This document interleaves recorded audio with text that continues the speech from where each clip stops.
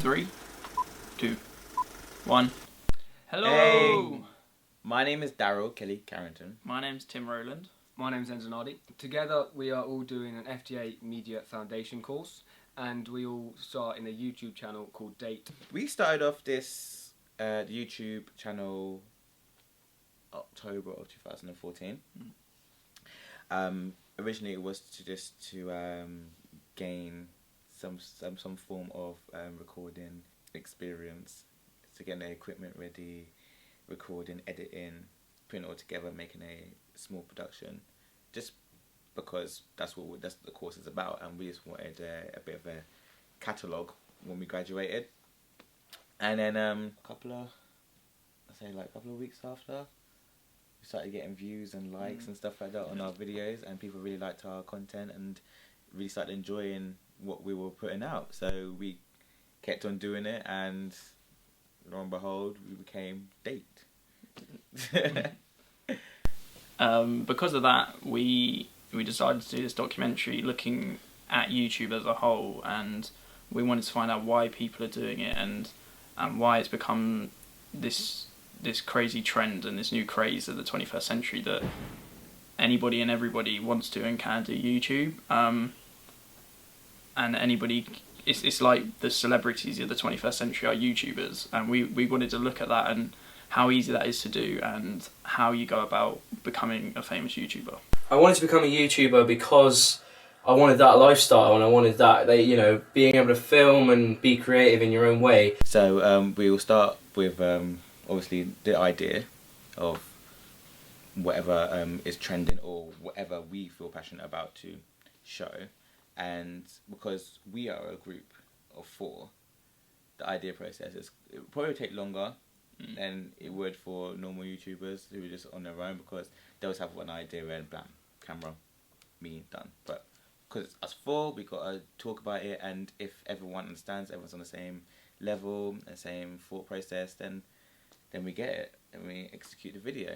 But yeah, it goes through the idea, and we usually discuss and then create that into some form of comedy content, and then we produce it. As far as my videos go, I often spend a few days thinking about it. A lot of people write down, I do write scripts. My last video had a script which I strictly kept to, and I think that's why it came out quite well on my end, maybe, I don't know. So following on what Daryl said, the next step from when we've got the idea and it's a solid idea, we then have to get the equipment, which is obviously the camera, the lighting, so forth, and then it's from getting all the equipment, it's then setting up, getting all the chairs ready, making sure all the shots clean, and the mic's working, because sometimes the mic doesn't work, and that leaves you in a problem when you're filming, because then if you haven't realised that the mic's not working, it sort of all goes... screwed. Yeah, tits up. I always make sure my lighting's correct. I always do test shots because I don't have a flip screen, so I'm always looking for better equipment. Once we've got the idea down, brainstorms, we've got all our equipment that we need, the sound, the lights, the camera, it comes to getting in the room, setting it all up, and then filming. And filming is one of probably the most stressful yet kind of most fun, which you would expect from a YouTube video, because you're going to do it to enjoy it. But if someone is unsure on what they're saying or is unhappy with how they're looking that day, something as little as that, it can throw your whole YouTube off. And because we're still students, we're doing this all to a schedule, and so we only have kind of maybe an hour or 2 hours to film and do all of the kind of previous steps. It becomes quite tight, and so we discovered that could be quite a stressful thing of trying to get all the video filmed in the allocated time, and then packing everything up as well, which comes with it. We got to take all the lights down, take all the cameras down, move the room back to how it was. And if we've got sketches in it, then that throws a whole new ball game out there. Like, we've got to move around, find a space that's quiet enough for us to film. That's really hard. Yeah. Scripting the sketch. Yeah, scripting the sketch. Like, we've got to make sure we know what we're doing in that without making it look staged, kind of thing. So yeah, you find there's a lot more problems crop up as you're filming that you kind of don't plan for necessarily. Obviously, after that, you go into editing mode. Editation.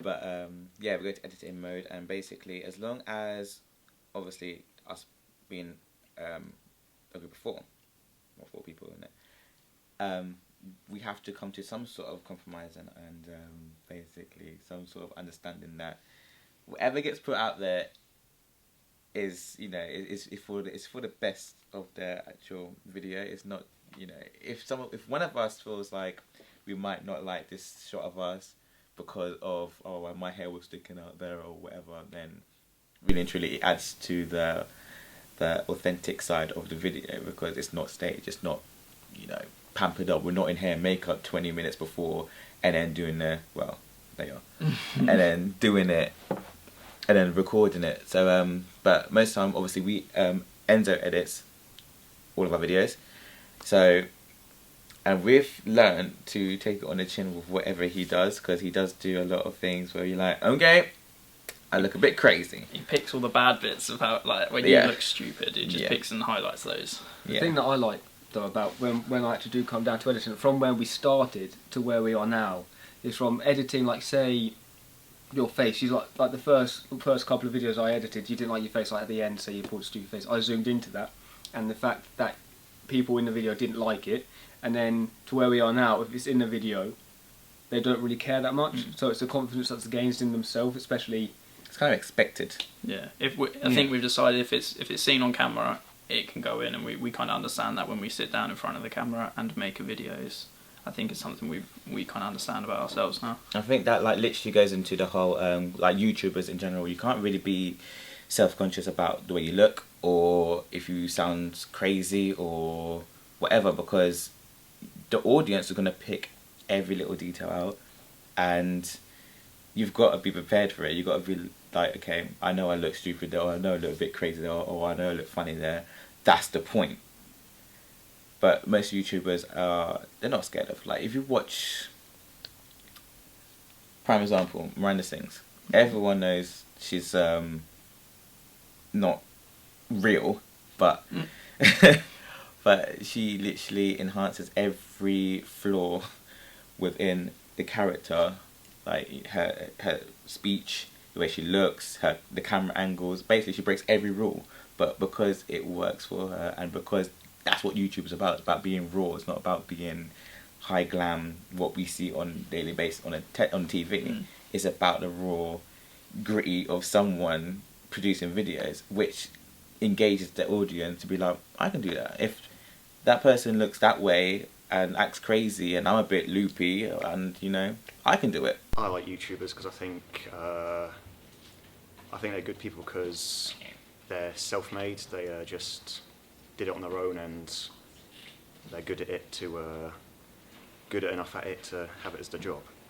Another thing to be aware of when kind of making a YouTube channel and having a YouTube channel is the comments, the likes, the shares, and obviously the subscribers you get, because they are all a vital part of your YouTube channel, and they are what are going to kind of basically create it and propel it into the next kind of stage.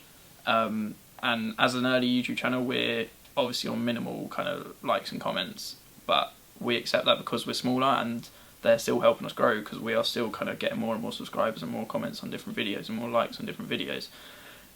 But with that, you've kind of got to take the hate, and I think that makes kind of a YouTuber is the hate that they get, or the support that they're getting, and how they're kind of putting that back into their YouTube stuff. Because if you're letting hate get down on you and stopping you create videos, you're not gonna be making content and putting it out there and support and giving content to the people that want to see it. Whereas if you're taking it as kind of feedback and to mould your videos and change the angle that you're shooting from, or change the lighting that you're shooting from, or change how you're saying things, it's gonna again propel your videos up another stage and make them better in themselves. And so I think you've got to take the hate kind of not as hate but as feedback to help you make your videos better. And if it's just downright horrible, just don't pay attention to it, because there are people that are going to support you there and focus on that. And at the end of the day, you need those people, because they are the people liking it and sharing it and subscribing to your channel, and your channel's only going to grow because of those people. Like, at the end of the day, YouTube is a business nowadays. People are making serious money and a living off of being on YouTube. I think there's evidence that people can make a living off being a YouTuber. but only if they keep on top of it, because you get some YouTubers that are committed to putting out videos every single week and their audience know when it's going to come out. But then you have people that attempt to do these video blog things and they'll start to flag, there won't be one every week, it'll be like once a month, and people just kind of give up. So it depends how committed they are. But I do think that, I know of people who make a living from it. Tim said a key word actually, like he said that YouTube is a business, because really and truly it is, and the whole likes, shares, comments, subscribe are literally what is like is the gas, is the thing that propels you to the next step. I think YouTube has grown over the past kind of 5 to 10 years, just because everywhere now is videos and online and social networking.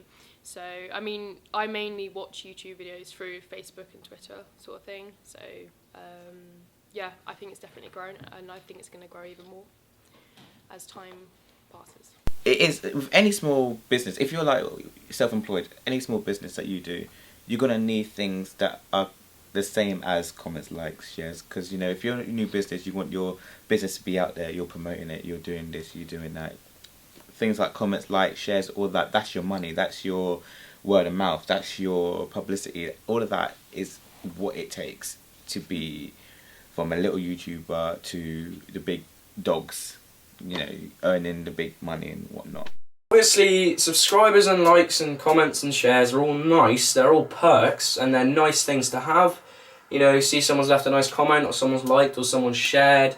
I will often go on their Twitter and follow them. I don't do it for that reason. I don't think I'm going to upload this video because it's going to get so many likes. But it does. It's almost like, well done, thank you. It's like someone telling you you've done a good job. And with YouTube being a business, as it is growing bigger and bigger every single day, you've got more businesses attaching onto YouTube. So now you've got Twitch now connected to YouTube. You've got your Twitters connected to YouTube. You've got Google, the main connection of YouTube. So it's millions and millions of pounds going into YouTube, which is obviously very attractive to a lot of people, not just YouTubers, but obviously people that are having their own business, who have been having a business for years, and now they see like another place where they can put their business on a platform and expose. That's why YouTubers are now being in communications with people who endorse them, basically. So they're giving them free stuff to say, put this in your videos and share for publicity wise, and then you get a cut of the income and whatnot. But really and truly, they're getting the real money. So it's just like a national hand-holding community. YouTube is literally a community of business where people are leaning on other people to gain and to get to the top. Yeah, it starts out as your Passion. creativity and your passion to make something silly or serious or funny or anything, and has now then become this massive corporation who are funding YouTube channels, who are funding companies, who are advertising some of the biggest companies in the world. I mean, I don't know if you can watch a video without an ad popping up at the beginning of it, or without an ad being attached to the side of it, and to see such a small thing that people just put crappy little 3-minute videos on or whatever to start off with become this mass production, almost advertising agency. It's almost become that, the amount of ads you see on it. And so if you see a YouTuber putting ads in their videos, that's why, because it's a way of them making money to propel their channel. The number of hours people are watching YouTube videos is raising 50% year over year. I probably watch about an hour a day, maybe an hour and a half. I spend probably about half an hour a day on YouTube. It's not like I have a ritual, but I do find myself on the website at night. I probably spend a couple of hours a day on YouTube. But I don't know, I spend an average on YouTube probably about 5-6 hours a day. It was shown in 2014 that the top searches are music videos and Minecraft games. The most viewed industry on YouTube, i.e. tutorials, in 2014 were the electronic videos. In 2014, the most viewed YouTube video was the popular song Gangnam Style with over 2 billion views.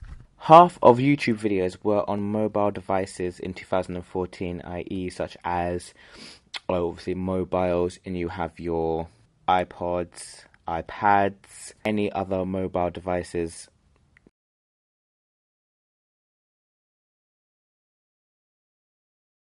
I watch YouTube because I like to watch humorous, funny videos, and I like to watch videos of dogs as well. I watch YouTube for a couple different reasons. I like watching like music stuff, like live videos and tutorials and stuff, and then I like watching gaming videos as well. I spend my time on YouTube watching vlogs and gaming videos. I watch YouTube mainly because my 3-year-old likes watching YouTube.